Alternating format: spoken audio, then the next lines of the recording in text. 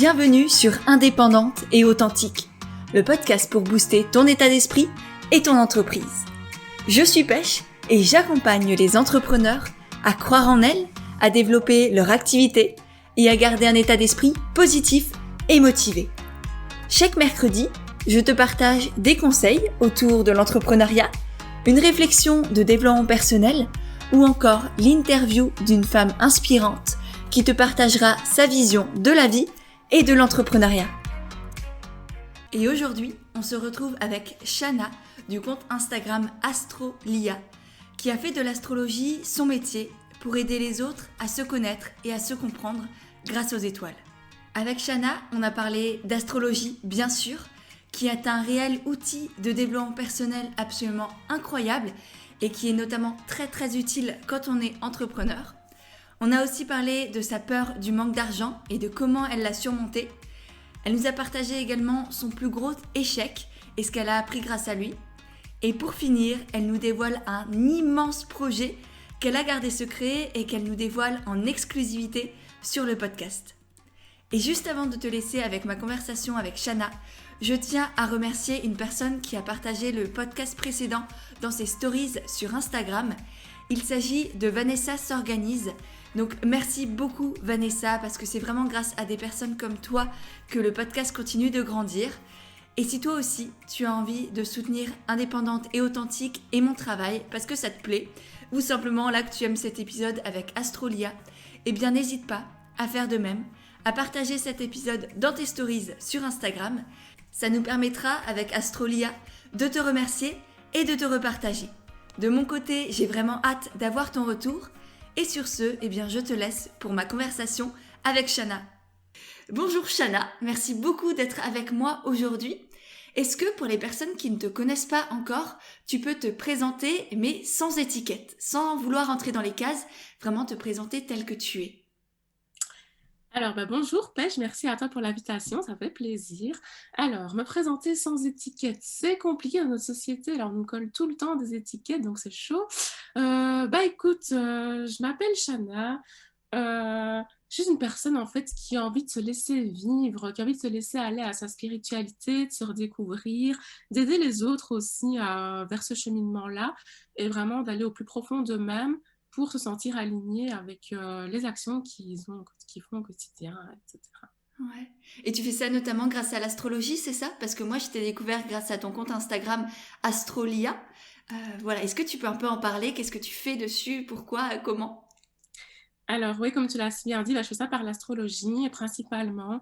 Donc j'ai lancé Astrolia en septembre 2019. J'ai lancé ça pourquoi? Après un ras-le-bol en fait. J'avais deux ras-le-bol. Le premier, c'était, je venais de terminer mes études en communication digitale et je trouvais pas un boulot dans lequel m'épanouir. Et donc, du coup, ça a été très compliqué de trouver quelque chose qui me correspondait. J'ai failli quitter la Belgique et partir à Paris à cause de ça, parce que j'étais vraiment out, j'en avais marre des postes à pourvoir par ici. Et de deux, j'avais un ras-le-bol par rapport aux clichés liés à l'astrologie. Donc, j'ai travaillé pour un magazine pendant 3 ans. Je faisais beaucoup des rubriques astrologie dedans. Et en fait, quand je regardais sur les réseaux, c'était tout le temps « Ouais, bélier, ils sont impulsifs. Ouais, lion, ils sont égocentriques. » Et c'était plein d'étiquettes, justement. Et je déteste ça. Et j'étais là, mais c'est fou. Les gens, ils pensent que l'astrologie, ça se résume à ça, alors que l'astrologie, c'est hyper vaste et c'est un réel outil de développement personnel.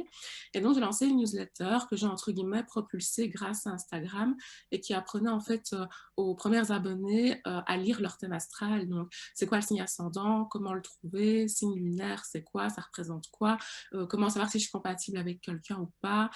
Qu'est-ce que mon thème astral dit de moi? Parce que c'est plein d'éléments, c'est très vaste. Et donc, au début, quand on débarque de l'astrologie, on se dit « Wow, par quoi est-ce que je commence ?» C'est super complexe. Et donc, voilà, j'invitais vraiment les gens, je leur prenais la main, je disais « D'abord, on va commencer par ça, puis ça. » Pas d'inquiétude, tout va bien aller. Génial! Et du coup, c'est hyper jeune en fait ton compte. Enfin, là, t'as je ne sais plus combien de milliers d'abonnés et c'est monté très très très vite. T'as débuté sur Instagram en 2019 du coup? C'est ça, c'est ça. Donc en fait, avant de lancer Astrolia, j'avais déjà un blog personnel. Et donc là, je parlais beaucoup de mes cheveux, vu que je suis métisse et que j'ai des cheveux bouclés, frisés. Je parlais aussi de tout ce qui est écologie, produits naturels, etc. Et puis finalement, c'est à chaque fois que je parlais d'astrologie que les gens n'arrêtent pas de me dire «Oh, c'est génial!» Même pour le magazine pour lequel j'écrivais, tous les gens me disaient «Oh, ton article astro, j'ai adoré, tu devrais en parler plus.» Et en fait, je voulais pas faire ça sur mon blog personnel, ça n'avait rien à voir. Et donc, j'ai lancé un autre compte. Et oui, ça fait seulement 1 an, du coup. Et c'est vrai que c'est monté très, très vite. Je m'y attendais pas. En fait, de base, bah, comme je t'ai dit, j'en avais ras-le-bol de mon boulot de community manager. Je bossais pour une entreprise où ça se passait pas bien du tout.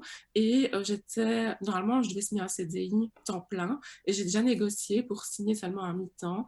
Parce que du coup, bah, je voyais bien que les gens étaient intéressés par l'astrologie. Je me suis dit, oh, sait-on jamais. Et finalement, comme ça a explosé, j'ai pu vraiment me consacrer à ça à 100% du temps et me dire, OK, je vais essayer d'en vivre. Truc que j'aurais jamais imaginé quand j'étais enfant, parce que depuis que je suis enfant, bah, j'ai toujours voulu, entre guillemets, faire l'astrologie et tout. Je ne savais pas par quel moyen.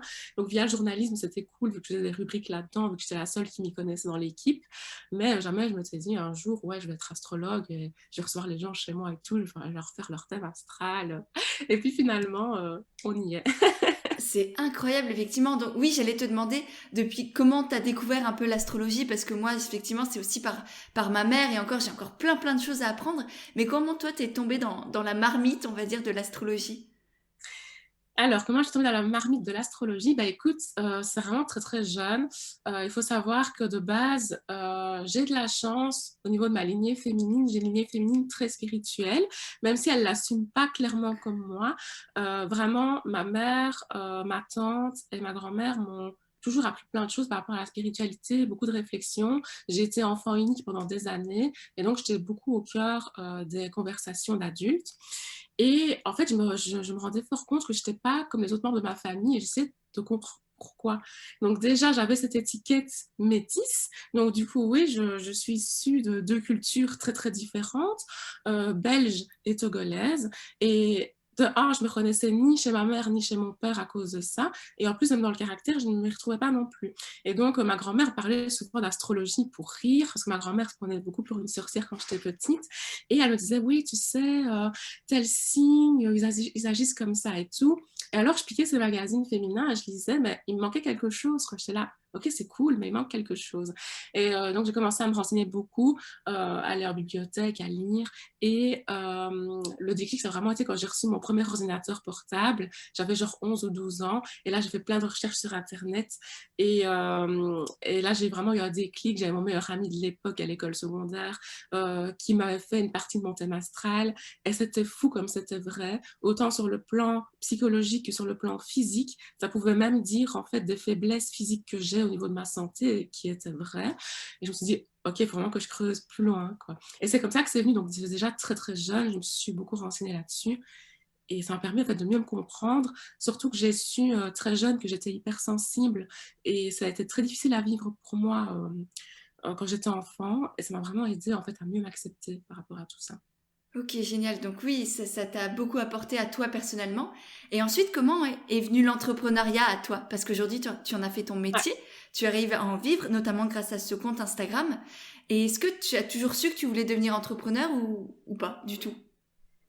Alors oui, j'ai toujours su que je voulais devenir entrepreneur. De base, j'ai toujours voulu travailler dans le journalisme et vraiment créer mon propre magazine, ce qui n'a pas été fait, mais j'y ai contribué. Donc du coup, à l'école, à l'université, j'ai rencontré une fille qui a lancé son magazine. C'est le magazine pour lequel je travaillais pendant 3 ans. Et alors du coup, c'était un peu un de mes rêves qui se réalisait, mais en même temps, il manquait quelque chose. Et donc c'est fou, malgré que j'étais en train de réaliser un de mes rêves, il manquait quelque chose et j'arrêtais pas d'hésiter. Est-ce que je reste dans cette entreprise-là ou pas? Est-ce que je pars ou pas? Donc, il me manquait quelque chose.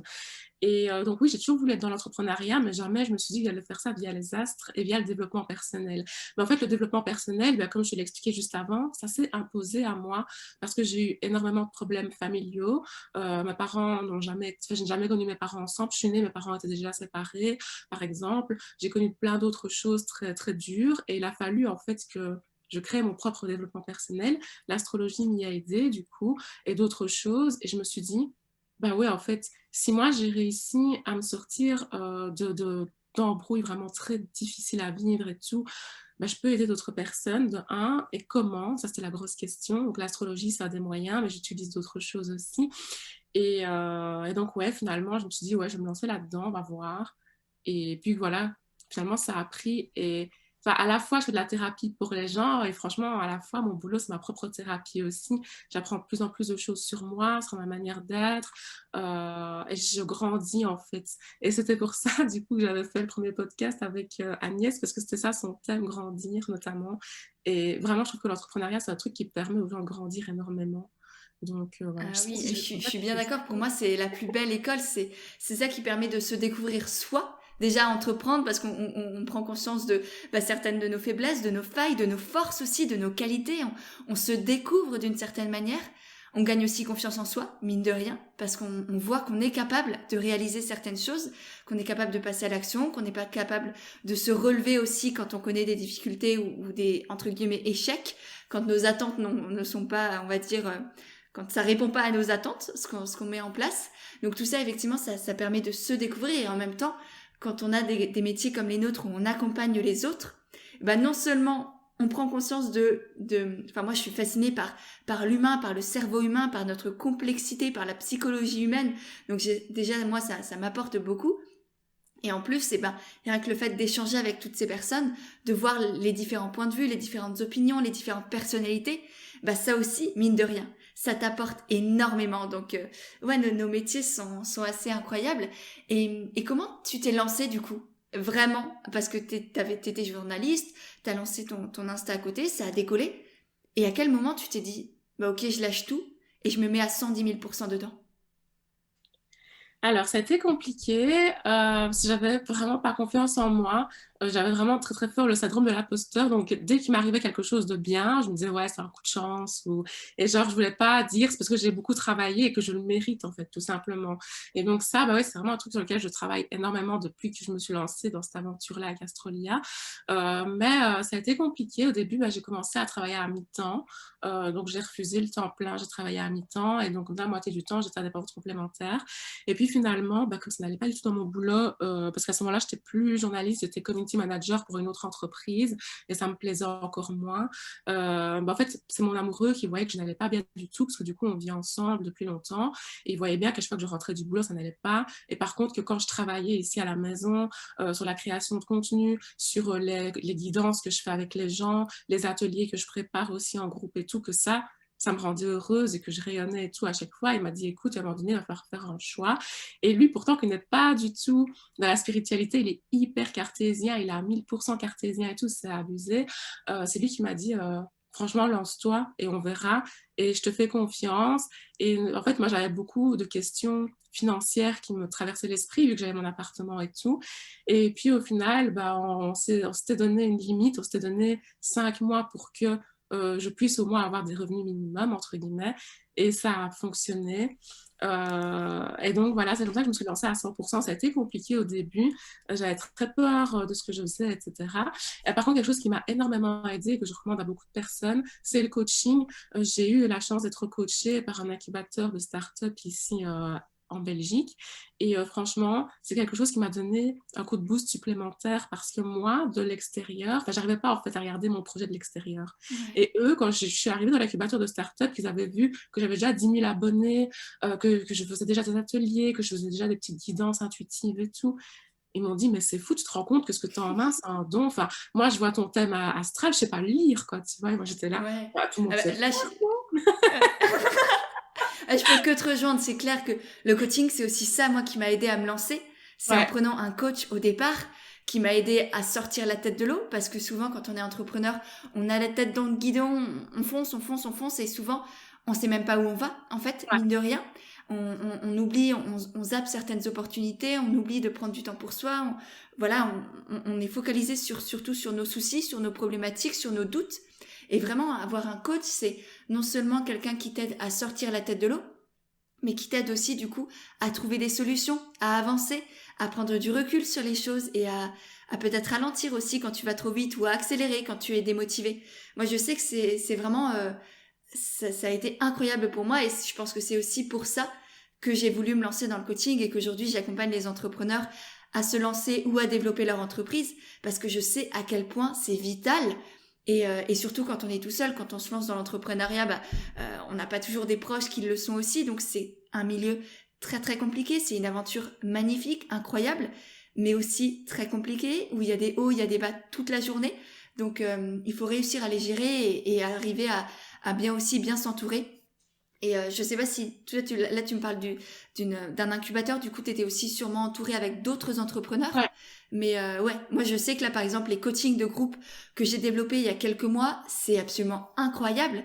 C'est encore plus puissant que les coachings individuels Ouais. parce que vraiment, t'as tous les bénéfices du coaching individuel et en plus t'as cette énergie de groupe, t'as ce support des autres, t'as ce réseau aussi parce que je sais pas si toi t'es encore en contact avec les personnes de l'incubateur, mais moi je sais que les coachés que j'ai là qui étaient dans le coaching de groupe, elles ont tissé des vrais liens entre elles qui sont aujourd'hui encore pérennes, elles créent des choses ensemble, donc ouais, vraiment bien s'entourer, c'est essentiel. Ouais, donc vraiment, comme tu dis, je rebondis, bah oui, donc du coup, je garde des liens avec certaines personnes, en effet. Et franchement, c'est fou parce que, au final, on est tous dans la même merde, il faut se le dire clairement, sans pincettes. Et donc, c'est ça aussi qui lie. Et puis, ouais, c'est une expérience énorme, mais ça fait peur, quoi. Et donc, franchement, être coaché, avoir un petit coup de pouce, ça fait toujours du bien, quoi. Ouais, ouais. Et cette peur du manque d'argent, quand même, je trouve ça très, très intéressant. Est-ce que tu peux nous dire qu'est-ce qui t'a aidé, du coup, à ne plus avoir cette peur de manquer d'argent financièrement? Tu nous as parlé de cette deadline de 5 mois que Ouais. vous étiez donné. C'est surtout ça, du coup, qui t'a aidé? Ouais, parce qu'en fait, du coup, le fait d'avoir une deadline, c'est quelque chose que je me fixais moi tout le temps durant mes études. Genre, il faut que j'ai écrit 30 pages de mon mémoire, telle date et tout. Et c'est vrai que là, pour l'entrepreneuriat, on en parle rarement, mais je trouve que c'est hyper important de visualiser ses objectifs. Moi, je me fais toujours un vision board déjà avec ce que j'ai envie de m'acheter ou de créer ou comment est-ce que j'imagine mon bureau dans quelques mois, etc. Et c'est hyper important de se visualiser. Et pareil pour l'argent, de se dire, OK, il me faut telle rentrée d'argent parce que du coup, ça sont mes dépenses obligatoires par mois. Et puis ça, c'est les dépenses superflues. Et puis voilà, en plus, comme tu l'as très bien dit tout à l'heure, quand on est entrepreneur, on oublie souvent de se faire plaisir ou de prendre du temps pour soi. Et ça, rien que le fait d'imaginer aussi, OK, il me fallait telle rente d'argent pour assurer mon loyer. Et puis en plus, après, si je continue à aller boire un verre avec mes copines, c'était super important. Et donc, ouais, j'ai eu de la chance parce que voilà, j'ai un amoureux qui m'a énormément soutenue et qui, lui, est dans un boulot stable et m'a dit, de toute façon, c'est pas grave, on a déjà un bon premier salaire avec moi. Et donc, si toi, tu as un bon salaire aussi, c'est que du bénéfice au final. Et donc, c'est ça qui m'a mis en confiance. Et franchement, je remercierai jamais assez pour ça, mais j'ai vraiment eu de la chance, du coup, d'avoir cet appui-là, vu que c'est un appui familial que je ne pouvais pas avoir, par exemple. Mm, mm, mm. D'accord. Et qu'est-ce qui t'a permis d'avoir de l'argent au début? Quelles sont les premières offres que tu as lancées? Parce que là, on a parlé de ton Instagram, de la Ouais, newsletter, mais tout ça, c'était gratuit, a priori? c'est ça. Ouais. C'est Et ça. donc, Donc, c'est ça. qu'est-ce qui te fait vivre, en fait? Par quoi tu as commencé? C'est Quel a ça. été ton business model, comme on l'appelle au début? Ouais. Alors, c'est vrai que ça a été super compliqué. Et ça, c'était ma grosse question quand je suis arrivée dans l'incubateur. Je dis, ben voilà, j'ai un business. Et le problème, c'est que tous mes services sont gratuits et que je n'ai rien de payant. Et en fait, la première chose que j'ai eu de payant, c'était les ateliers en groupe que j'ai fait. Donc, c'est ça au début qui me rémunérait. C'était les ateliers en groupe, etc. Ils ont des espaces de bien-être. C'était génial. J'en fais toujours aujourd'hui parce que j'adore l'ambiance de groupe, etc. L'énergie du groupe. C'est-à-dire que je vois magique, franchement, j'adore. La deuxième chose, ça a été Instagram. Au début, j'ai collaboré avec des marques, quelque chose que je ne fais plus aujourd'hui. Quand je travaille avec une marque, c'est une marque que souvent, moi, j'ai décidé de contacter ou qui m'a contacté, mais que j'ai eu un coup de cœur.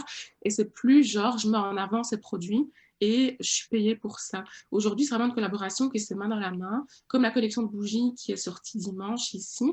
C'est des bougies qu'on a imaginées, qu'on a créées ensemble. Mais dans ma tête, moi, c'est hors de question maintenant de faire du marketing pur et dur, même si c'est ce que j'ai appris durant mes études. Mais il y a beaucoup d'abus au niveau des influenceurs quand on est contacté par des marques souvent qui ne comprennent pas l'application qu'on y met, etc. Et en plus, moi, c'était pas ça mon message. C'était pas ouais, je te fais acheter ça.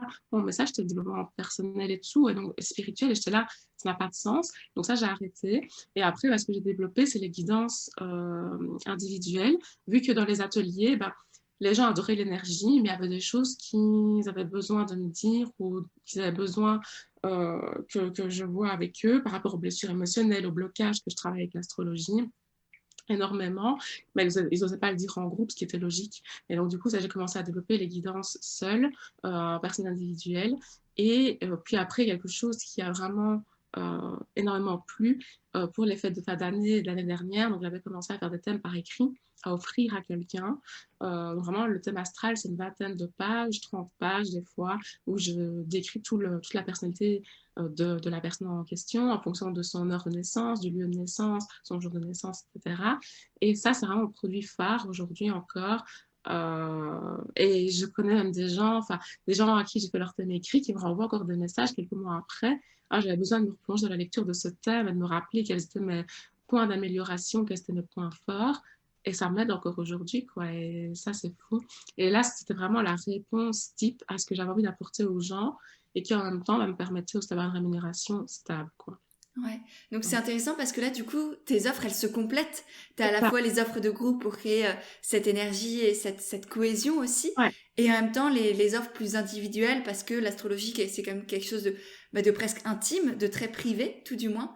Et du coup, ça permet effectivement de répondre à différents besoins, peut-être aussi à différents prix. Est-ce que les prix tu fais aussi en sorte d'avoir un prix assez accessible, par exemple, ça. plus accessible pour les ateliers, ensuite un peu plus cher pour C'est ça. l'individuel aussi?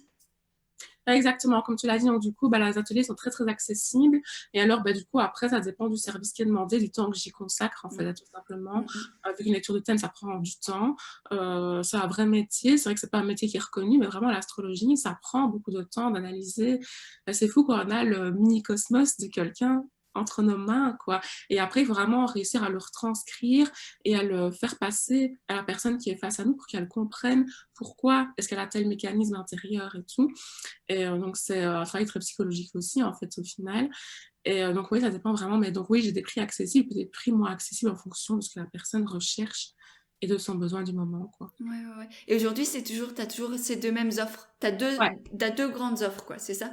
Les Donc, les ateliers et les thèmes. ateliers, les consultations individuelles et par écrit. En fait, c'est 3 offres plutôt. Ok, d'accord, très bien. Et est-ce que, pour parler de choses un peu plus compliquées peut-être, est-ce que t'as connu des échecs ou des souffrances, des grosses complications là dans ton entrepreneuriat? Ça fait du coup un peu plus d'un an aujourd'hui quand on enregistre que tu es lancé. Est-ce qu'il y a eu des périodes où tu t'es dit, bah j'arrête tout, je plaque tout, ça marche pas et du coup je retourne à ma vie d'avant? Ça, non, j'ai jamais eu ce truc du ras-le-bol, je plaque tout. Mais j'ai eu des coups durs, ça c'est sûr. Je pense que c'est pour tout le monde. Tu vois, j'ai lancé il n'y a pas longtemps des petits carnets astro, justement. Donc, c'est une 4e offre que je fais depuis pas longtemps. Ah bah voilà, faut en parler. Et donc, du coup, ça, c'est des petits carnets vraiment de 60 pages qui parlent de l'énergie entière d'un signe astrologique. Parce que comme il y avait beaucoup les étiquettes, comme je t'ai dit quand j'ai commencé mon compte sur Instagram, je voulais vraiment que les gens se disent, bon, on arrête de dire que le Sagittaire, il est optimiste et que il ne fait que ça de sa journée, voyager tout le temps, stop, quoi, tu vois. Et donc, ici, c'est vraiment des carnets de 60 pages. Et en fait, au début, je voulais les lancer au tout début de cette année 2020.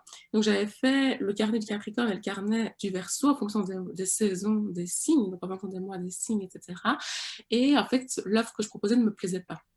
Je trouvais que c'était pas assez complet, c'était pas au niveau esthétique, c'était pas ce que je recherchais non plus. L'imprimerie que j'avais contactée, le papier qu'ils m'avaient fait, j'étais pas contente. Et donc j'ai arrêté. J'étais censée au mois de mars faire le carnet poisson, puis au mois d'avril le carnet bélier et ainsi de suite. Et j'ai arrêté. Et j'ai dit c'est pas grave, je prends du recul. Ça m'a fait beaucoup de mal parce que j'adore écrire, c'est ma passion numéro 1, c'est vraiment l'écriture.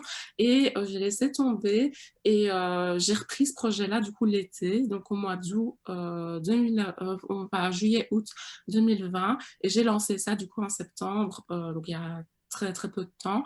Et là, je suis enfin fière de ce produit-là. Je pense que c'est pas encore le dernier produit fini que je vais en faire, parce que du coup j'avais plein d'autres idées en tête, mais ça a été le premier échec, que j'ai vécu, on va dire, ce truc de le message ne passait pas, et moi ça me plaisait pas non plus de faire ça comme ça. Donc, voilà.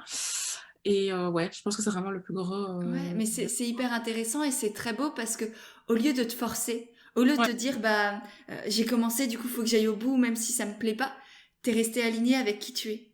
Et je pense que ouais, ça, il y a rien de plus important quand on est entrepreneur que de continuer encore et encore à s'écouter, de se demander est-ce que c'est juste pour moi? Est-ce que je suis fière là de ce que je fais? Sans pour autant tomber dans le perfectionnisme à outrance. faut aussi réussir à passer à l'action et à accepter que ce ne sera jamais parfait parce qu'on est des êtres humains et du coup, qui dit être humain, qui dit être imparfait. Ouais. Donc, faut pas chercher la perfection. Faut accepter parfois de faire, de tester, de tenter, de se lancer, même si on sait que il y a des points d'amélioration, mais tu les amélioreras aussi au fur et à mesure avec les retours de ta communauté.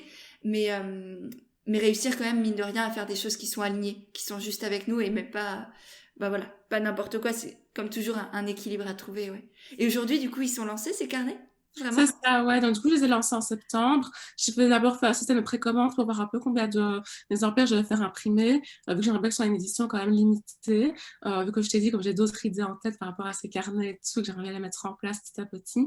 Donc, voilà. Et ouais, je suis enfin fière de ce projet-là. J'y ai consacré beaucoup de temps. J'ai travaillé avec une illustratrice aussi, Olivia, qui a consacré énormément de temps aussi tout l'été avec moi à faire les illustrations, etc.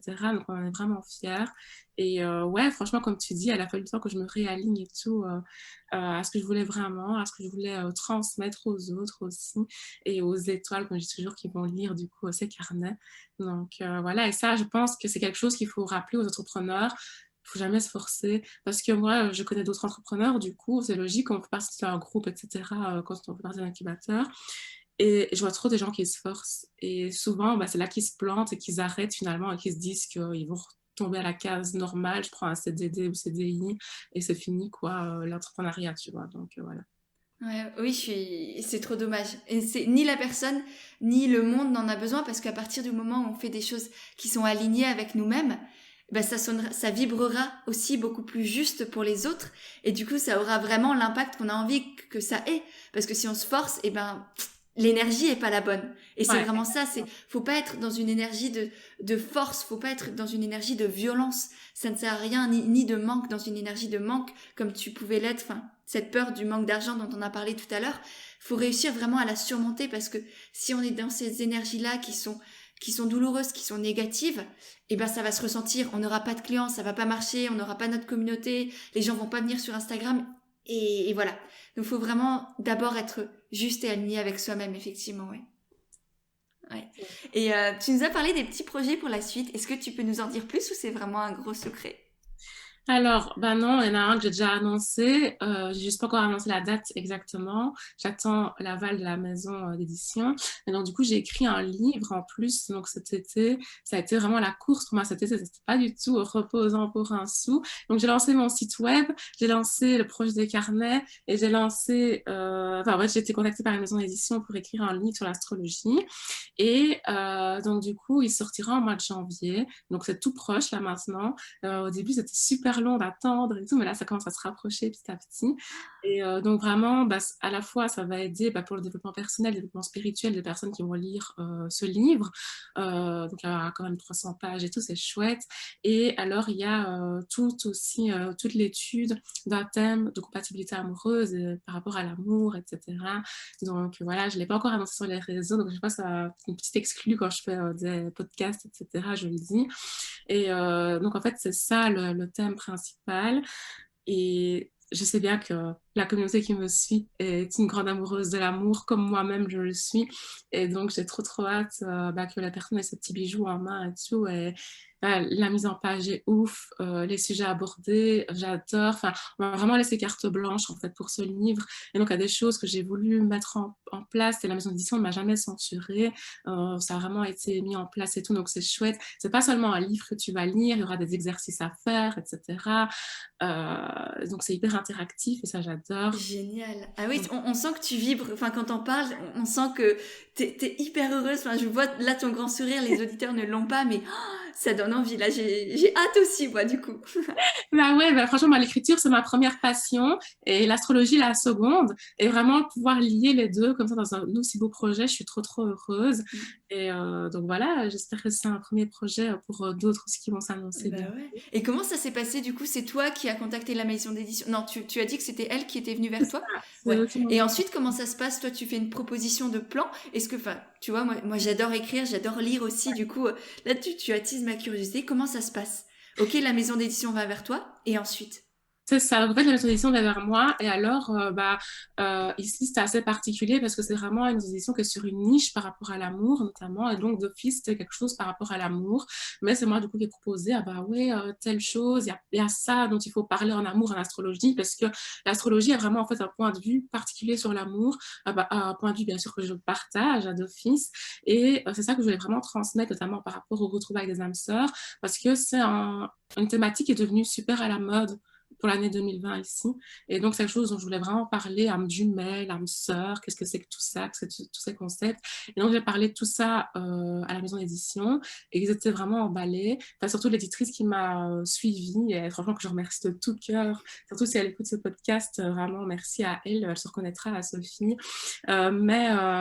Vraiment, j'ai adoré parce que je leur ai proposé le projet et ils ont adhéré. Et ce qu'on a fait, c'est que je ne pouvais pas tout faire. Et donc, il n'y a pas tout. Il y a des thèmes, enfin, j'apporte vraiment le plus important, les bases, mais il y a des choses qui ne sont pas abordées, peut-être pour un autre projet, du coup, plus tard. Parce que c'est super vaste, c'est ça. Donc, il fallait vraiment que je me limite. Surtout que quelque chose qui était très compliqué pour moi durant ce projet, à nouveau, c'était la thérapie pour moi, dans ce sens-là, c'est que, en fait, il faut se mettre à la place des gens qui ne connaissent pas l'astrologie.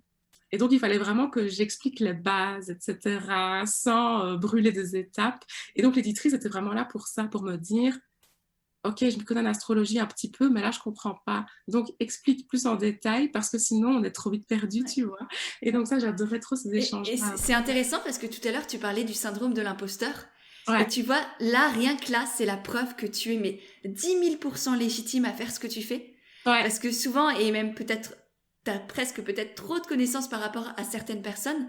Parce que souvent, la légitimité, on se dit, bah, je dois être un expert pour être légitime. ouais, c'est ça, ouais. Alors qu'en réalité, un expert, bah, souvent, du coup, il a trop de connaissances. Et il n'arrive plus à se mettre à la place des personnes qui débutent, par exemple, dans son domaine. Lui, c'est comme, souvent, je prends l'exemple d'un escalier, c'est, si tu prends une personne qui est tout en bas de l'escalier et que l'expert, il est tout en haut, eh ben, il peut pas aider la personne à monter. Il peut pas lui tendre la main pour l'aider à monter. Donc, pour être légitime, il suffit d'être à la marge d'au-dessus pour aider la personne à monter avec soi tout au long de l'escalier. Et souvent, l'expert, c'est très, très compliqué pour lui de pouvoir être de pouvoir se remettre à la place de l'étudiant, du débutant. Donc vraiment, la légitimité, faut pas croire qu'il faut être un expert. Et ça me permet du coup de le rappeler vraiment. N'essayez pas d'être des experts. Essayez juste d'aider les personnes qui étaient les vous il y a quelques mois, il y a quelques années. C'est Ouais. là où vous serez les plus légitimes et les plus efficaces aussi pour aider les gens. Ouais, totalement, je te rejoins trop et c'est trop vrai. Et donc, du coup, ça m'a permis de faire ce travail-là ici, ce livre, de me remettre à la place des gens qui ne s'y connaissent pas forcément, qui ne me suivent pas depuis des mois. Parce que du coup, j'ai envie de dire que les gens qui me suivent depuis longtemps, je les ai aidés justement Ouais, à c'est plus monter. les débutants. Et C'est là, plus c'est la même ça. cible. Ouais, C'est ouais, ouais. ça. Et donc, franchement, c'était une très, très belle expérience. Et donc, j'espère vraiment la réitérer. Et donc, voilà, ça, c'est vraiment le gros projet qui arrive prochainement. Euh, Génial. Et ben félicitations. C'est vraiment génial. Ensuite, si on parle un peu plus d'astrologie du coup, qu'est-ce qu'est l'astrologie? Parce que mine de rien, est-ce que tu peux nous faire une rapide définition sans forcément entrer dans les cases, mais quelque chose ouais. de compréhensible parce qu'on en a beaucoup parlé. C'est peut-être pas évident pour tout le monde. Donc voilà, qu'est-ce que c'est l'astrologie? Alors pour moi, l'astrologie, c'est vraiment un outil de développement personnel. C'est vraiment une grille de lecture de toi, de ta personne, de tes points forts, de tes points faibles, etc., de tes blessures, de tes blocages.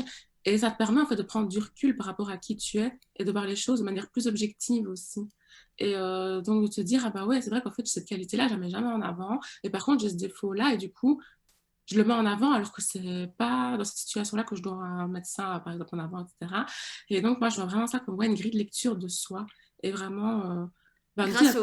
Grâce au thème, grâce au signe du zodiaque et à notre signe lunaire, notre signe, C'est grâce au notre thème ascendant, astral, etc. C'est la ça? carte du ciel. Donc, c'est le thème astral. Donc, c'est vraiment ton jour, ton heure, ton lieu de naissance. Et donc, voilà, ça donne plein d'informations à lire, quoi. Et qui te permettent, en fait, vraiment de te décrypter, quoi. Et de te dire, ah bah ouais, en fait, je suis comme ça, j'ai tel point et tout. Et alors, ça permet aussi, et ça, c'est dans un autre cadre, de prévoir, donc de prédire, entre guillemets, certaines choses qui peuvent arriver. Moi, c'est l'astrologie que, entre guillemets, j'aime le moins. Oui, on me le demande souvent, je peux le faire, il n'y a pas de souci. Mais moi, je suis beaucoup sur la psychologie de l'être humain et donc je suis beaucoup dans le développement personnel, l'introspection. Mais il y a aussi la possibilité, du coup, de prévoir les choses, de dire, ah ben oui, à tel moment, ce sera favorable, à tel moment, ce sera défavorable, etc. Donc voilà. Génial. Donc c'est vraiment un super outil de développement personnel. Ouais, c'est très complet, Et quoi. qu'est-ce que ça peut apporter du coup aux entrepreneurs? Parce que l'entrepreneuriat et le dev perso, on l'a dit, c'est lié, c'est même le cœur, moi, de ce que je propose, de tous mes contenus, de mon univers. Donc là, je suis à 10 000% d'accord avec toi. Et du coup, qu'est-ce que ça a en plus par rapport à d'autres outils de développement personnel? Qu'est-ce que ça apporte aux entrepreneurs? Ça permet, comme je dis, en fait, de prendre du recul et de te voir sous un autre angle, un angle beaucoup plus objectif notamment. Je me rappelle encore des mots d'une femme à qui j'ai fait son thème par écrit, qui m'a écrit, oh, c'est fou ce que tu as écrit sur moi, je le vois chez les autres et je ne le vois jamais chez moi. Et rien que ça, je trouve que c'est quelque chose qui est très entrepreneur. Genre, ouais, je vois les qualités de l'autre, j'en m'en inspire, mais moi, j'ai l'impression que je suis pas comme ça au quotidien. Et franchement, c'est comme ça que ça peut aider les entrepreneurs. Et moi, ça m'a vraiment aidé particulièrement sur mon chemin d'entrepreneur. Parce que du coup, comme je te l'ai dit, j'ai toujours su que je voulais créer quelque chose par moi-même, mais je ne savais pas forcément quoi. Et en fait, grâce à l'astrologie, grâce aux points forts que j'avais, j'ai pu me dire, ah ben oui, en fait, tout ce qui touche au développement personnel, au coaching, c'est quelque chose dans lequel je suis forte. Et j'ai vraiment des dons particuliers par rapport à d'autres personnes dans ce domaine-là particulièrement. Alors que des fois, sur d'autres thèmes, je vais voir que c'est plutôt la médecine, tu vois. Et donc, il y a des personnes qui sont vraiment faites pour être infirmières, pour être infirmier, j'y arrivais, pour être pharmacien, etc. Et, et donc, c'est fou. En fait, ça permet vraiment de voir ça sur le thème astral, quoi. Quels sont tes points forts dans telle ou telle branche, dans tel ou tel métier, et comment est-ce que tu peux te réapproprier un peu toutes ces disciplines-là, quoi. Génial. Oui, donc quelles sont mes forces, quelles sont mes qualités, quelles sont les faiblesses sur lesquelles je peux travailler pour Ah, éviter justement de tomber là-dedans et continuer d'avancer et peut-être même choisir la bonne activité ou le bon secteur d'activité qui correspond à ma personnalité et à mon thème astral. ouais, totalement. J'ai beaucoup en consultation des personnes qui sont en réorientation, donc qui sont vraiment en reconversion professionnelle et qui sont un peu perdues justement et qui me disent, ouais, je sais que ce que je fais actuellement, ça ne me parle plus, mais je ne sais pas du tout vers quoi me diriger. Et donc avec elles, j'ai vraiment regardé les points du thème astral qui parlent du travail et qui parlent vraiment de la mise en pratique des actions et on va trouver plusieurs secteurs qui correspondent, quoi. Et Ok. souvent, la personne me dit, ah ouais, c'est fou, c'est vrai que j'ai toujours aimé ça depuis que je suis enfant. Et j'y avais jamais pensé, quoi. Et des fois, vraiment chercher des choses profondes. C'est ça que j'adore aussi avec l'astrologie. Et c'est un trait de caractère du scorpion, ça. J'aime bien aller en profondeur, tu vois. J'aime pas rester en surface. Et donc, des fois, ouais, vraiment, faire sortir des choses. Et les gens sont là. Ah, mais ouais, en fait, j'ai toujours aimé la décoration. Genre, à l'atelier que j'ai fait la semaine dernière, j'ai une femme qui m'a dit, ben oui, j'ai toujours aimé la décoration. Et j'ai jamais fait ça. Et donc, ça a allié son côté créatif et son côté très manuel, tu vois, cette personne-là. Et au final, ça donnait un truc. Et oui, en effet, elle est super forte là-dedans. Chez elle, elle passe des heures à décorer et tout. Et au final, elle ne travaille pas dedans, tu vois. Génial, trop bien. Ça, ouais, ça donne envie, là, je vais m'y pencher tout à l'heure. Et pour une personne qui n'y connaît rien à l'astrologie, par quoi elle peut débuter? Est-ce que le signe solaire, déjà, essayer de comprendre son signe du zodiaque, comme on l'appelle, Ouais. c'est déjà un premier pas? C'est comme ça qu'on débute? Alors, c'est sûr que c'est comme ça qu'on débute. Depuis ta naissance, tu sais c'est quoi ton signe astrologique, tu vois. Et donc, tout le monde le sait, c'est pas pour rien. Et alors, le deuxième pas, c'est le signe ascendant, donc qui est déterminé par l'heure de naissance. Et alors, troisième pas ou deuxième pas pour les personnes qui n'ont pas leur heure de naissance, le signe lunaire. Et donc là, le signe lunaire, c'est vraiment la troisième couche de la personnalité, comme j'appelle ça. C'est vraiment ton intimité, tes émotions, vraiment tout le plan émotionnel et comment tu vas réagir dans ta vie intime, dans ce que les autres ne voient pas.